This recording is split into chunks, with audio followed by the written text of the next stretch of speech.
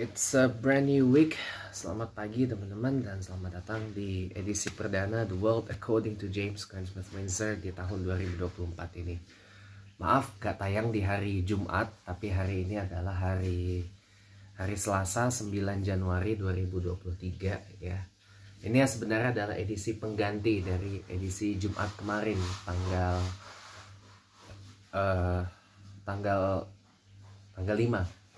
5 Januari 2023. Tapi tenang, Jumat besok akan ada What Went Wrong yang dimajuin ya, dari mestinya tayang hari Sabtu atau malam Sabtu ya. Jadi dimajuin jadi di hari Jumat atau di malam Sabtu gitu kan.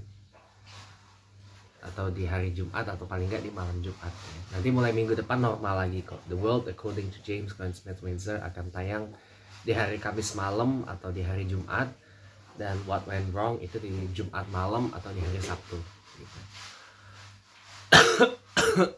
Maaf atas ketidaknyamanannya, karena kemarin hari Jumat yang lalu saya ada acara di Menteng yang berujung pada handphone saya mengalami kerusakan di LCD-nya. Alhamdulillah kelar setelah kurang lebih 1 hari ya di servis dengan biaya Rp350.000 untuk perbaikan LCD-nya. Minggu ini The World According to James Cline Smith Windsor di edisi perdana di tahun 2024 ini bahas tentang sedikit topik yang mungkin ini bisa menjadi sebuah lesson atau pelajaran untuk Anda, agar jangan sampai ya kita ini menghinakan agama Islam gitu loh. Karena kalau menghina Islam ujungnya pasti nggak selamat. Ya.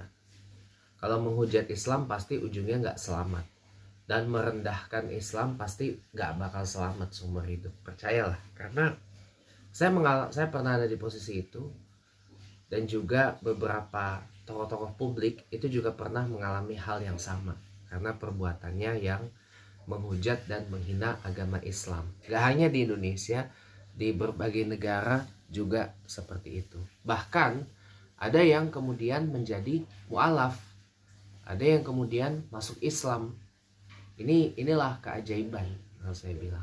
Nah, lebih lengkapnya nanti setelah beberapa pesan yang berikut. Jadi stay tune aja. Ya, welcome back and let's get on with it. Pertama saya mulai dari deep dive dulu ya. Kenapa hujatan kepada Islam itu bisa terjadi? Well, ini semua terjadi pada awalnya itu ketika peristiwa kalau kita bicara di era modern kontemporer aja ya. Berawal dari peristiwa 9/11 ya. Tragedi 11 September 2001 yang mengubah pandangan dunia kepada Islam ya, dimana terjadi aksi terorisme, yaitu pembajakan 2 pesawat yang menabrak gedung kembar World Trade Center di Manhattan di New York. Orang menyebut peristiwa itu sebagai sebuah Black Tuesday, dan kita tahu sendiri bagaimana kejadiannya. Setelah pesawat itu menabrak gedung World Trade Center, pesawatnya meledak.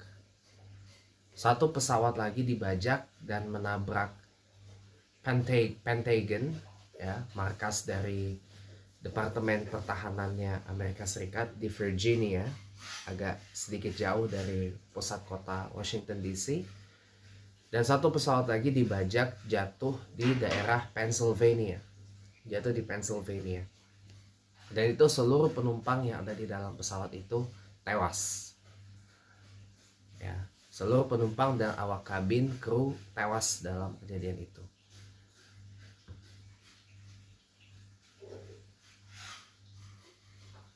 Nah, sejak saat itu ya, Amerika Serikat meluncurkan yang namanya War on Terror ya, atau perang terhadap teror. Dan yang dibidik ini adalah kalangan dari Islam sayangnya. Oleh pada saat itu Presiden George Walker Bush, atau populer disebut Bush 43.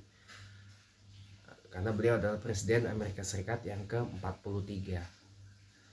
Nah, dengan melancarkan sejumlah invasi ke negara-negara Islam seperti ke Afghanistan, ke Irak, dan upaya war on terror ini banyak membidik kalangan Islam di seluruh dunia.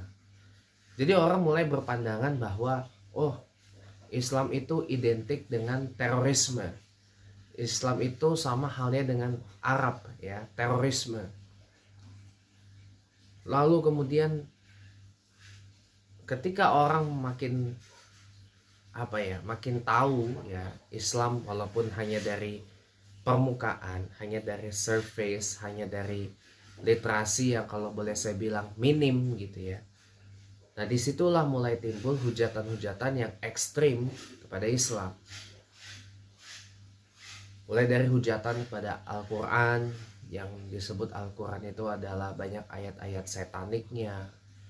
Lalu kemudian ayat-ayat Al-Quran memuat ajaran untuk membunuh, ajaran. Kemudian Nabi Muhammad juga mencontohkan demikian katanya.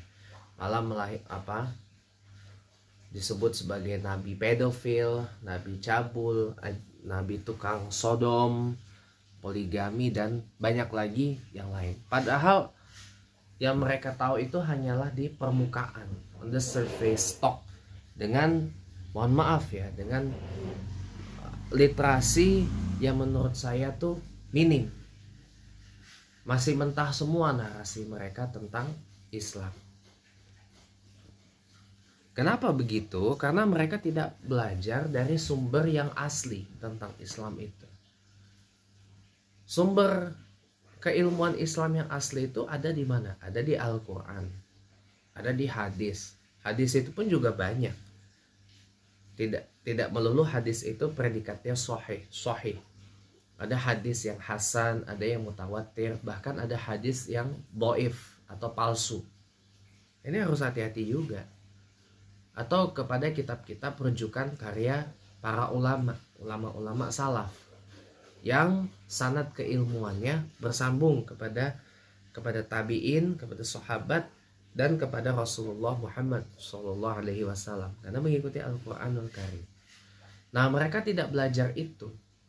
Mereka belajar Islam dari pandangan para orientalis. Pandangan para orientalis yang lahir setelah War on Terror itu, yang mulai kemudian menjelek-jelekan Islam. Nah, disitulah mulai terjadi banyak sentimen-sentimen Islamofobia di seluruh dunia dari sejak tahun 2001 sampai sekarang.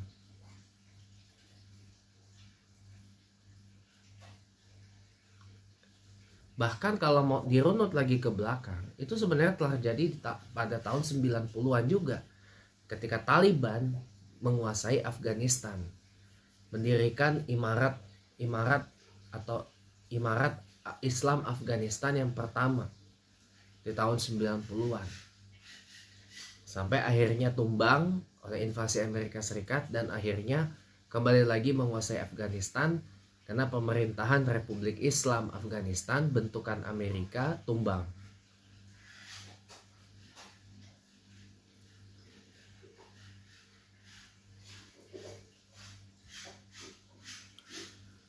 Itu teman-teman.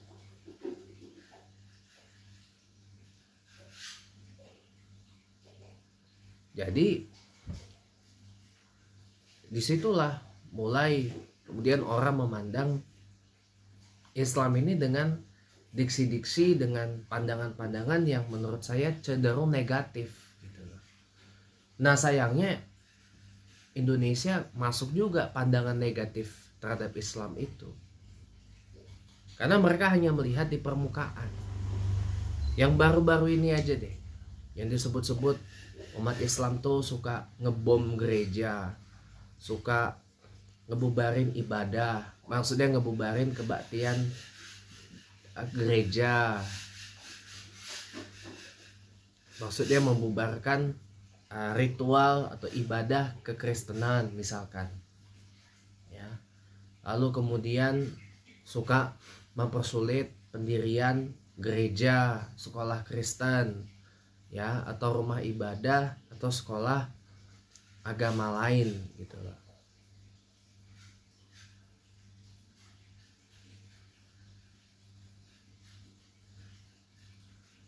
Nah, banyak kemudian pandangan-pandangan negatif kepada Islam, dan muncul sentimen Islamofobia juga di sini. Yang diperparah lagi adalah karena politik identitas lebih tepatnya. Kadang-kadang orang suka menunggangi Islam itu untuk kepentingan politik sesaat gitu loh. Begitu sudah menjadi elected official, sudah jadi pejabat yang terpilih gitu kan, udah Islami lagi dan sebagainya. Orang membuat akhirnya tuh jadi a priori dan memandang Islam itu sebagai threat, sebagai ancaman, bukan sebagai solution, bukan sebagai main komponen, bukan sebagai komponen utama, tetapi sebagai sebuah threat, sebagai sebuah ancaman. Lah, Islam ini mendatangkan ancaman apa bagi Indonesia gitu.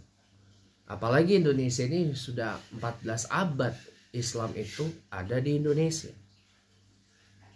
Dan Indonesia ini juga merupakan negara dengan mayoritas penduduk Islam terbesar dan terbanyak di dunia.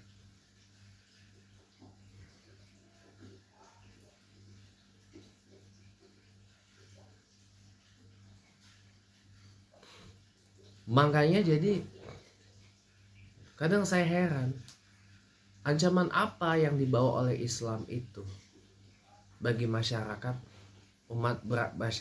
beragama Indonesia yang lain, sampai-sampai Islam itu tuh ditakuti. Ada apa gitu? Kenapa kok seakan-akan menjadi Islamofobia? Sampai-sampai mantan Ketua Mahkamah Konstitusi Dr. Hamdan Zulfa, yang sekarang jabat Ketua Umum Ormas Syarikat Islam atau SI, itu termasuk ormas Islam yang tua juga itu, selain NU, Muhammadiyah dan Persis ya, sampai mengatakan Indonesia ini perlu banget yang namanya undang-undang anti Islamofobia. Malah kalau saya berpikir liar sekarang ya, memang Islam di Indonesia ini harus didudukkan kepada satu kedudukan khusus ya. Tidak perlu mengubah nama menjadi Republik Islam Indonesia. Nanti yang di timur memilih untuk bercerai dari Indonesia, kan kasihan ya. Tapi paling tidak Islam itu mendapat status khusus di Indonesia ini. Entah itu sebagai agama negara kah atau sebagai apa. Karena di dalam original teks asli dari salah satu alinea pembukaan Undang-Undang Dasar 1945 disebutkan di situ atas rahmat dan berkat Allah yang maha kuasa, maka bangsa Indonesia dengan ini menyatakan kemerdekaannya. Nah, itu aja udah jelas. Bahwa Indonesia ini secara de facto dalam tanda kutip adalah sebuah negara Islam. Gitu loh. Adalah sebuah negara Islam sebelum teksnya itu diedit. Jadi atas rahmat Tuhan yang Maha Kuasa. Padahal aslinya atas rahmat Allah yang Maha Kuasa. Berarti apa? Secara de facto Indonesia ini adalah negara Islam. Dalam tanda kutip ya, de facto. Makanya mau tidak mau untuk sekarang ini Indonesia tuh harus punya sikap kepada Islam. Entah itu ditetapkan sebagai agama negara kah. Nah, kalau Islam ditetapkan sebagai state religion atau sebagai agama negara seperti tetangganya Malaysia dan Brunei Darussalam, nah itu kecil kemungkinan yang di timur bercerai dari Indonesia. Karena dulu ketika menentukan dasar negara aja, kaum Islamis dan kaum sekularis itu bentrok ya. Kaum Islamis menginginkan Indonesia ini dasarnya adalah syariah Islam. Kaum sekuler menginginkan Indonesia ini adalah negara yang berasas pada kebangsaan. Keluarlah Bung Karno dari ruangannya dan akhirnya memilih jalan tengah di antara kedua ini. Lahirlah kemudian Pancasila. Jadi inilah yang kemudian membuat saya terpaksa angkat ini adalah Indonesia ini adalah negara yang Islam tapi juga negara yang sekuler. Jadi sama kayak Bangladesh negara kita ini. Kalau di Bangladesh undang-undangnya menyebut Bangladesh itu adalah negara Islam dan negara sekuler. Pun begitu juga dengan Indonesia. Indonesia ini negara Islam dan negara sekuler. Secara de facto. Secara de facto negara Islam, tapi secara de jure negara sekuler. Itu jadinya. Secara de jure dalam tanda kutip ya. Kenapa? Karena coba lihat aja gitu loh. Coba lihat aja dengan undang-undang 156A KUHP ya, tentang penodaan agama, orang masih bisa menghujat Islam. Bahkan ada yang lolos dari jerat hukum. Nah, bagaimana kalau seandainya Indonesia ini menerapkan undang-undang anti-Islamofobia? Masih ada yang berani nggak menghujat Islam? Gitu. Di Indonesia ini. Tapi percaya dengan saya, menghujat Islam, menghina Islam itu nggak bakal selamat hidupnya. Kenapa? Karena udah pasti akan kena konsekuensinya. Kalau nggak konsekuensi hukum, mungkin sanksi sosial yang terjadi.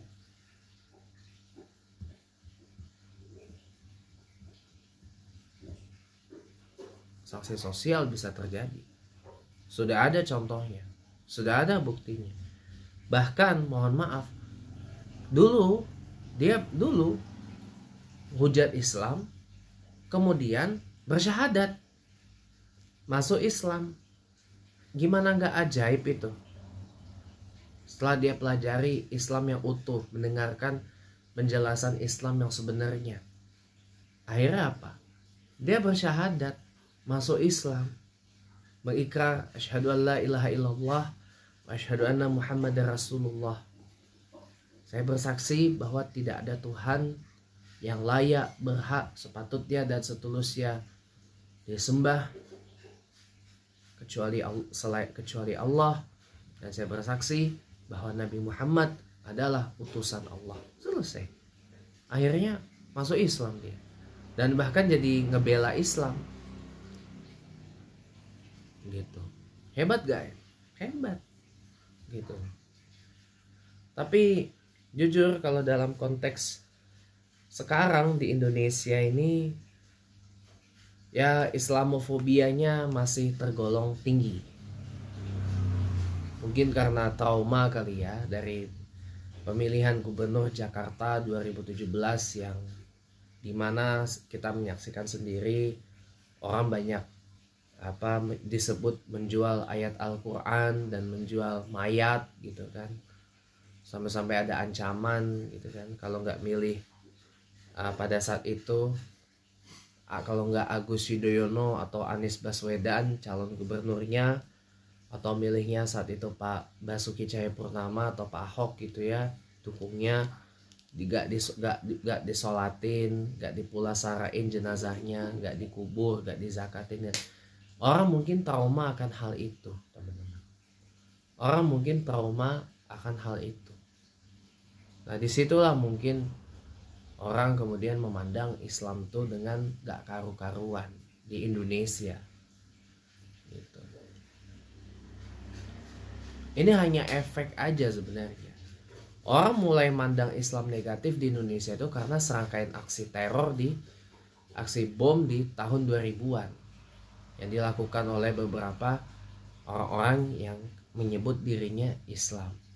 Dari mulai bom di gereja di Mojokerto tahun 2000, kemudian bom Bali 1 tahun 2002, bom Hotel JW Marriott Jakarta tahun 2003, bom Kedutaan Besar Australia di Jakarta 2004, Bom Bali 2 tahun 2005, kemudian macam-macam lagi sampai yang terakhir bom di gereja di Makassar tahun 2021 gitu.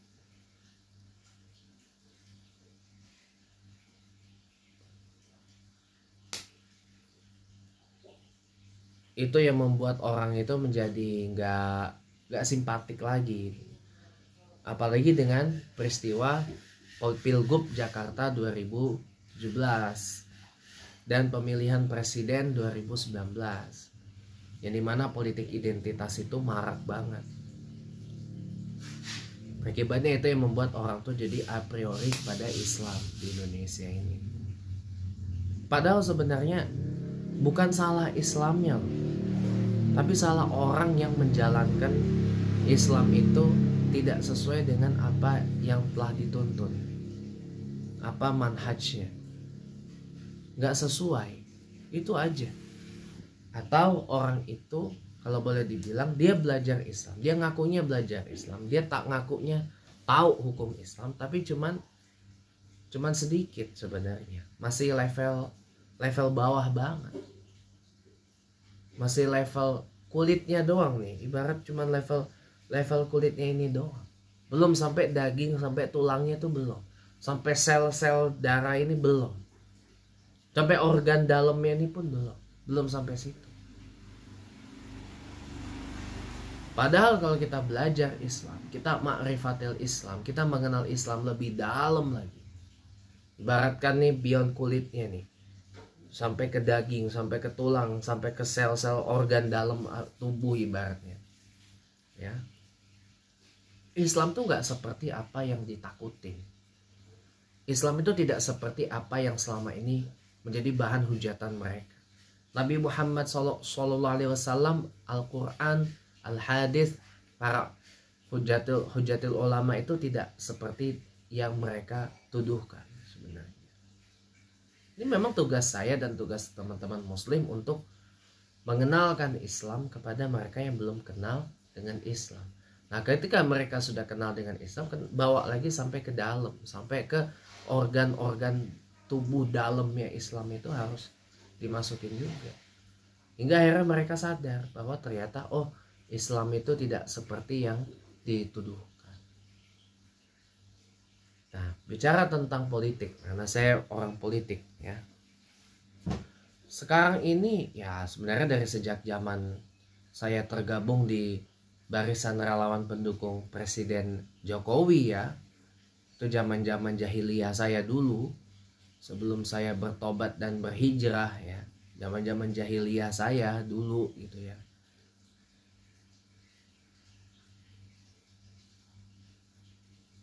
Itu memang relawan-relawan pendukungnya tuh, mohon maaf, banyak yang sikapnya anti terhadap Islam atau Islamofobia, apalagi yang kemudian menjelma menjadi Ahoker di Pilgub Jakarta 2017. Tambah lagi parah Islamofobianya, tambah parah lagi anti Islamnya, dan malah kafir itu mereka pelintir, disebutkan kaya firman, lalu kemudian ada lagi kepanjangan kafir itu apa gitu loh. Sebenarnya memang kata kafir ini kita harus tempatkan secara hati-hati ya. Kalau secara umum kita jangan pakai kata kafir deh, kita pakai kata, kalau kata Syekh Yusuf Al-Qadrawi itu adalah muwattinun, saudara senegara, rekan senegara, sesama warga negara, saudara sebangsa, setanah air. Muwattinun, mim wa ta nun, muwattinun, kalau kata Syekh Yusuf Al-Qadrawi. Tapi memang kalau kata kafir itu memang udah betul, itu secara akidah memang betul, tetapi penempatannya aja yang harus kita hati-hati. Jangan sembarang mengkutuk orang dengan kata-kata kafir, kata-kata apa gitu, jangan juga. Al-Quran tegas melarang itu. Allah katakan dalam Quran surah Al-Hujurat ayat 12, gak boleh kita maki-maki orang, memanggil orang dengan sebutan-sebutan yang gak bagus, gak boleh. Itu Allah sendiri yang mengatakan. Jadi nggak boleh kita mengkafirkan orang, nggak boleh. Memfasikkan orang pun juga nggak boleh. Ya, belum tentu mereka kafir, belum tentu mereka adalah orang-orang kafir. Yang dalam tafsiran Abdullah Yusuf Ali yang saya pegang adalah orang-orang yang tidak mengikuti atau tidak mentaati perintah Allah, tidak mentaati perintah Tuhan, atau orang-orang yang tidak mengakui atau tidak mempercayai keberadaan Tuhan atau keberadaan Allah, gitu kan? Jadi kalau selama orang itu bertuhan dan dia ikut perintah dan apa yang diajar oleh Tuhan, ya mereka bukan kafir, terlepas dari apa agama yang mereka anut. Tapi memang dalam perspektif saya sebagai seorang muslim, sebagai seorang Islam, ya memang inna dina indallahil Islam itu nggak terbantahkan. Nah, ketika saya bawa ayat itu di dalam satu acara relawan pendukungnya calon presiden, calon wakil presiden peserta pemilu 2024 Bapak Ganjar Pranowo dan Profesor Dr. Mahfud MD, banyak yang kejang-kejang, banyak yang shock katanya.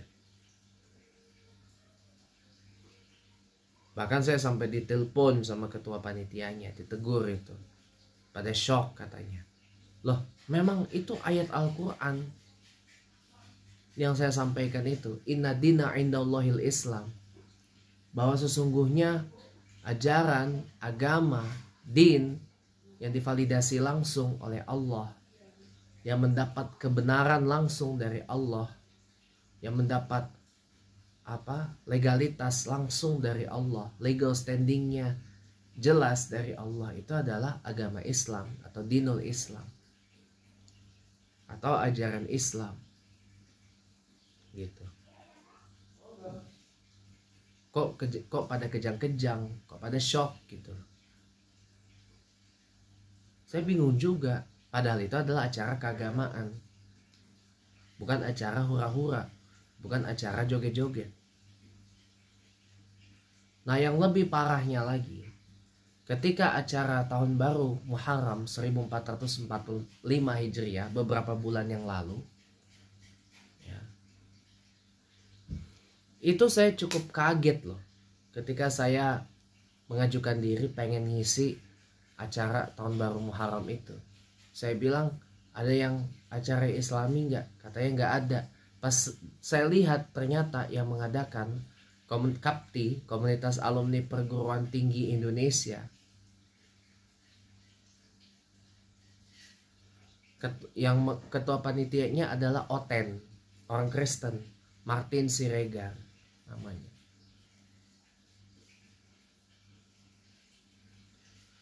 Nah, dia bikin acara Muharraman itu tapi nggak ada unsur Islaminya sama sekali.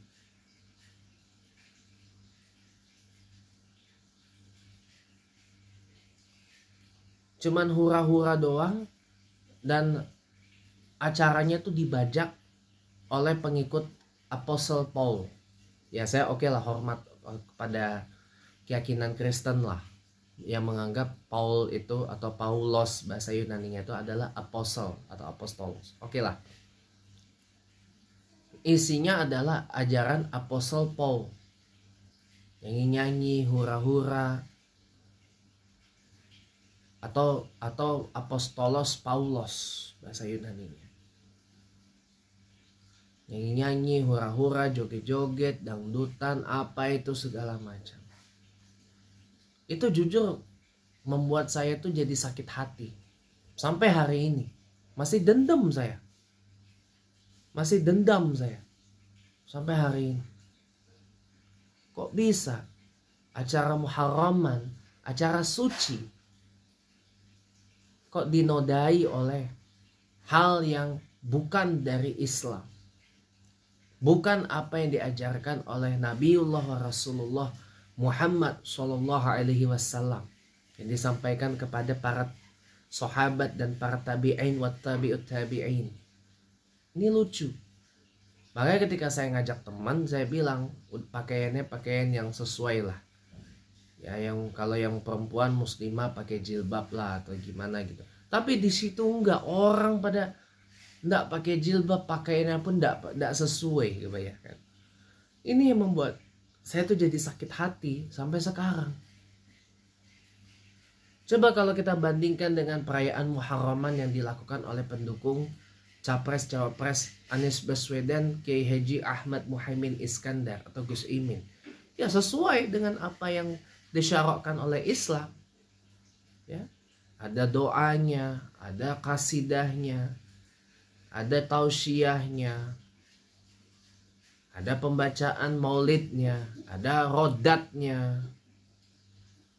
Gitu. Pas maulid Nabi Muhammad doang mulai waras. Itu pun diadakan bukan di GBK, kecil-kecilan, di TKRPP, di sana, di Diponegoro, Menteng. Acara mauludannya relawan Ganjar Mahfud. Gak diadain gede-gedean, seperti Muharraman yang lalu. Nah, Jumat kemarin, ya, ketika 7 hariannya almarhum Muhandi Mawanto yang meninggal karena dipukulin dan dibunuh oleh pendukung capres calon wakil presiden peserta pemilu 2024 nomor 2 Pak Prabowo Subianto dan Mas Gibran Rakabuming, daerah Jogja itu.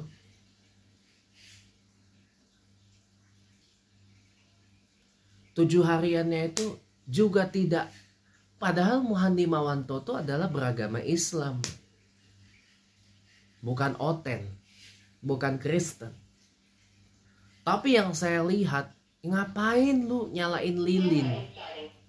Ngapain lu pada nyalain lilin gini? Itu kan bukan bagian dari Islam. Ada doanya, doa secara Islam yang dipimpin guru saya, Gus Soleh MZ. Ya. Tapi doa sambil nyalain lilin begini ngapain? Itu bukan bagian dari Islam. Islam tidak mengajarkan itu. Ya, kalau yang sesuai dengan tradisi Islam di sini, sesuai dengan kata salah satu ulama yang disinggung Abah Yai Ma'ruf Amin ya. Ada yasinan, tahlilan, zikiran, istighosah gitu, doa habis itu udah selesai. Itu malah lebih ahsan, lebih berfaedah, dan insya Allah sampai doa kita kepada almarhum Mas Wanto, Muhandi Mawanto. Daripada lilin gini. Ya Allah, saya tuh maaf kalau masalah akidah keislaman, masalah hal-hal yang prinsipil Islam gitu ya. Dari sejak saya tobat Maret 2020 dari ateisme, saya syahadat lagi pada Maret 2020 tanggal 14 Maret 2020, pas awal-awal pandemi virus corona berkecamuk. Saya jadi makin keras untuk hal-hal yang sifatnya prinsipil di dalam Islam, masuk akidah. Di dalam Islam itu, makanya Islam itu kalau kita bedah secara epistemologi, kita bedah secara konteks ya. Islam itu artinya memang ajaran proporsional. Gak terlalu keras, gak terlalu kaku, gak terlalu baku gitu ya, gak statis gitu ya. Tapi juga tidak asal-asalan, tidak lembek, tidak ugal-ugalan. Gak main asal cair gitu loh. Tapi di tengah-tengah. Ya, dalam beberapa perkara memang Islam tuh luas, supel gitu loh. Lebih tepatnya dalam hal muamalah misalkan. Tapi kalau dalam perkara yang prinsipil nggak begitu, harus pegang prinsipnya, harus keras, harus dijaga betul. Makanya saya dan teman-teman di NU itu diajarkan 3T 1M. T yang pertama tasamuh, toleran. T yang kedua tawassut, proporsional, yang tadi saya bilang. Yang ketiga', ya kita tetap harus cair, fleksibel, adaptif. dinamis gitu ya, nggak statis, nggak kaku banget, nggak gitu ya, tapi tetap proporsional, tetap tawassut. Jadi kalau mau diurut yang benar, tasamuh, kalau mau diurut tasamuh, tatwuriyah, tawassut, dan yang terakhir adalah manhajian. Tetap harus ya, tasamuh, tawassut, tatwuriyah, satu lagi manhajiyah. Tetap pegang pada manhaj, pada pedoman, pada panduannya. Jadi ada panduannya, ada guidance-nya gitu. Gak asal-asalan, gak ugal-ugalan gitu. Makanya kita kalau mau mengenal Islam, kalau mau belajar Islam, kita perlu guru yang sanad keilmuannya jelas gitu. Makanya saya selalu bilang, satu hari nanti memang saya ada rencana untuk pindah ke Jombang ya, mondok belajar Islam lebih ini lagi di pesantren Tebu Ireng di Jombang. Itu pesantren keramat, bukan kaleng-kaleng. Tebu Ireng di Jombang itu. Dan mungkin ketika nanti saya suatu waktu memutuskan untuk pindah ke Jombang, ya mungkin ya for good, mungkin saya pindah ke Jombang for good barangkali, atau gimana, nggak tahu gitu loh. Atau mungkin rela saya commute bolak-balik ya, Jakarta Jombang, Jombang Jakarta, sebaliknya gitu, nggak apa-apa gitu. Jadi biar setidaknya orang-orang yang selama ini menghujat Islam tuh tahu bahwa Islam itu tidak seperti apa yang dituduhkan. Nah, yang membuat saya marah lagi kepada teman-teman yang sekarang alumni pendukung Jokowi yang berada di pendukung Ganjar Mahfud itu, kok Pak Ganjar dan Pak Mahfud ini kan orang yang ahli sholat, kok pendukungnya enggak gitu. Kok sebagian pendukungnya tuh enggak gitu ya. Bahkan di setiap acaranya aja, azan itu adalah hal yang paling haram untuk disuarain di dalam setiap acara-acara relawan Ganjar Mahfud. Suasana berbeda kalau saya ketemu di acara-acara relawannya Anies Muhaimin atau Amin. Bukan amin ya, amin aja, itu kalau dalam bahasa Arab artinya aman. Tapi kalau amin itu artinya ya Allah kabulkanlah doa kami.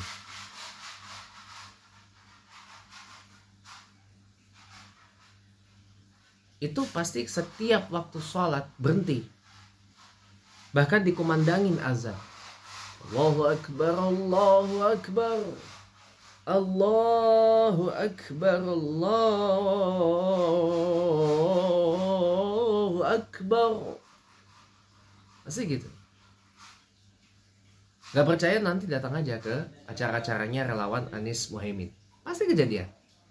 Berbeda dengan Ganjar Mahfud yang ketika waktu sholat azan berkumandang jalan terus, gak berhenti-berhenti. Itu setan. Jadi azan itu dianggap setan buat mereka. Nauzubillah. Gitu.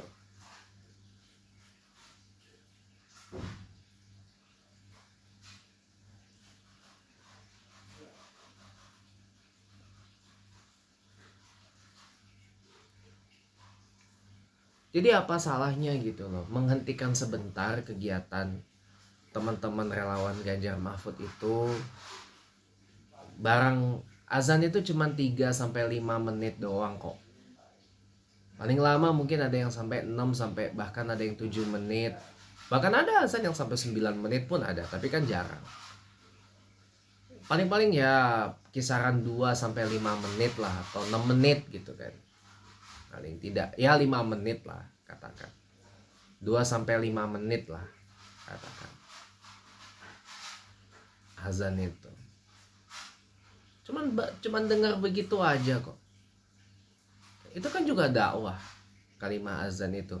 Allahu Akbar, Allahu Akbar, Allahu Akbar, Allahu Akbar. Asyhadu an la ilaha illallah. Asyhadu an la ilaha illallah. Asyhadu anna Muhammadar Rasulullah. Asyhadu anna Muhammadar Rasulullah. Itu kan kalimat dakwah. Hayya 'alas shalah. Itu kan juga kalimat ajakan. Kalimat dakwah itu. Ya. Kalimat-kalimat dakwah itu.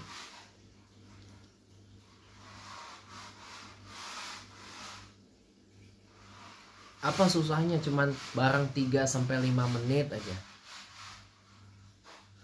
dengar azan gitu. 2 sampai 5 menit aja dengar azan.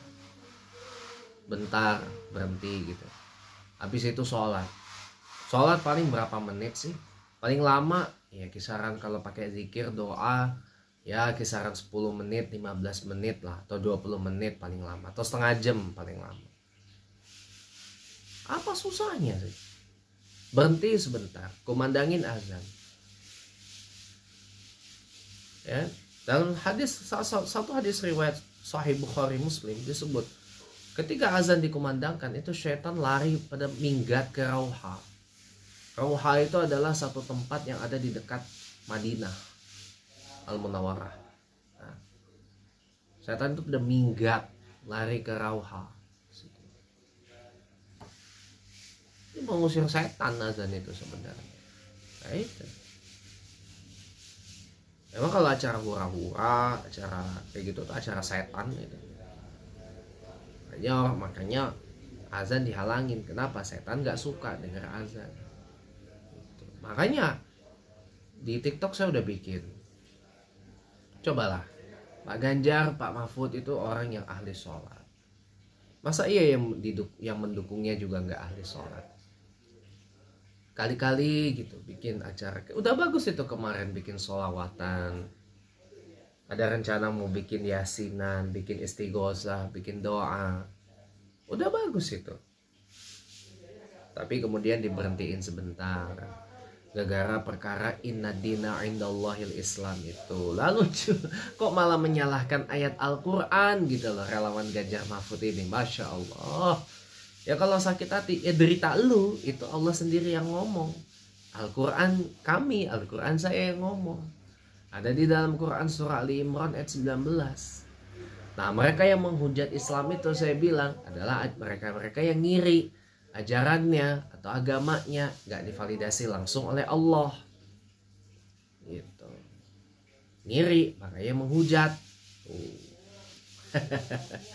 Jadi para pemirsa yang budiman ya, itulah kalau masalah saya membela agama saya nomor 1 prinsipilnya gitu.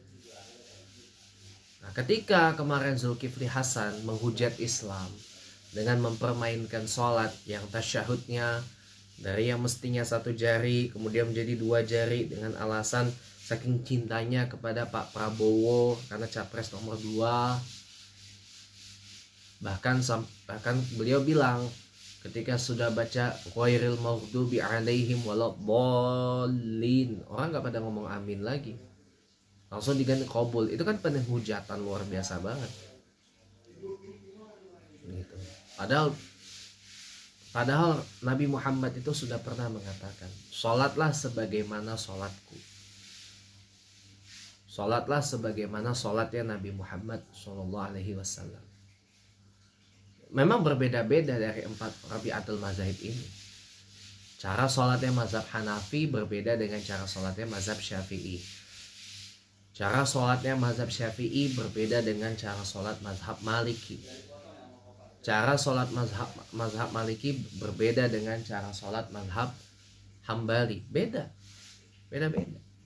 Tapi kita dituntun untuk sholat sebagaimana yang dilakukan Rasulullah Muhammad SAW berdasarkan mazhab yang kita ikuti.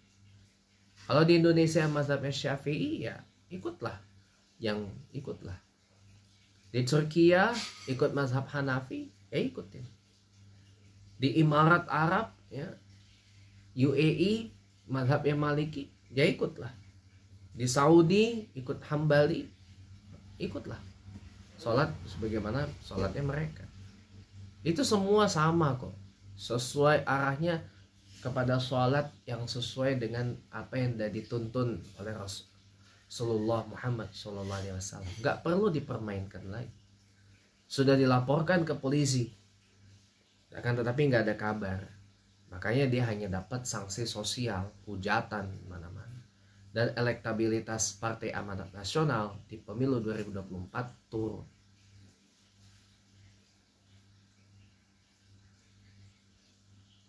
Itu baru sanksi sosial, belum sanksi hukum. Kayak waktu Pak Ahok hujat Al-Quran, masuk penjara 2 tahun. Ferdinand Huta-Hayan hujat Islam, masuk penjara berapa bulan. Muhammad KC hujat Islam, masuk penjara 10 tahun. Ya. Saifuddin Ibrahim hujat Islam, jadi gembel ngenes di Amerika. Ya kan? Wati Mena hujat Islam, hujat Quran, sekarang kondisinya ngenes banget. Ya kan? Yang terbaru di Malaysia, hujat Islam, injak Quran, tangkap polisi, masuk penjara. Gitu. Jadi percuma you menghujat Islam, you menunjukkan sikap disrespect. Ini terutama kepada teman-teman pendukung Ganjar Mahfud dan teman-teman dari PDI Perjuangan ya, yang terkenal cukup disrespectful kepada Islam. Ya.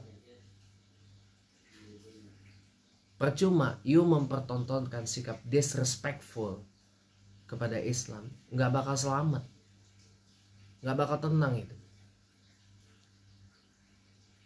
nggak bakal ini, nggak bakal berkah itu. Ya.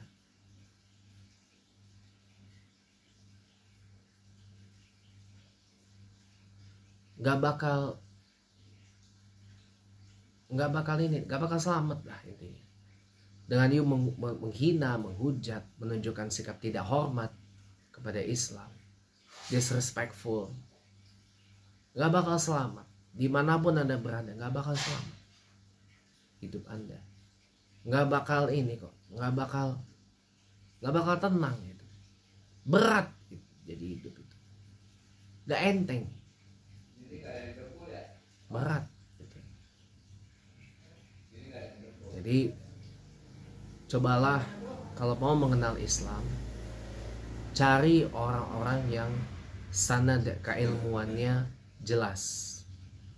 Maksudnya sanad keilmuannya bersambung kepada pengarang kitab, ya.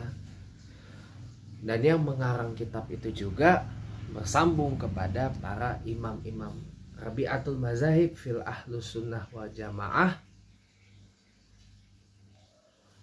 Karena pasti sanad keilmuannya bersambung kepada para tabi'in, kepada sahabat, dan juga kepada Rasulullah Muhammad SAW. Karena ngikut Quran. Itulah cara untuk mengenal Islam yang betul. Dan lihat dari perilakunya, lihat dari kelakuan, ya. Lihat dari tutur katanya, lihat dari sholatnya. Kalau mau mengenal Islam itu, ya. Jadi percuma kalau enggak you yang apes, ya mungkin orang lain yang apes gara-gara you menghujat dan menghina Islam. Itu aja nasihat dari saya. Ya, ini juga sekalian apology of the week. Mohon maaf kalau ada yang kurang berkenan, karena semata-mata ya saya hanya membela agama saya, Islam saya dari para penghujat-penghujat dan orang-orang yang bersikap disrespectful kepada Islam. Ya, jadi jangan iri kalau ajaran Islam itu adalah agama atau ajaran yang satu-satunya divalidasi langsung oleh Allah, dan jangan juga dihujat. Karena kita Islam sangat dilarang untuk menghujat agama atau sesembahan orang lain. Tapi begitu Islam dihujat, jangan salahkan kalau serangan balik dari Islam akan lebih dahsyat lagi daripada serangan kepada Islam. Sekian The World According to James Caan Smith Windsor. Sampai jumpa.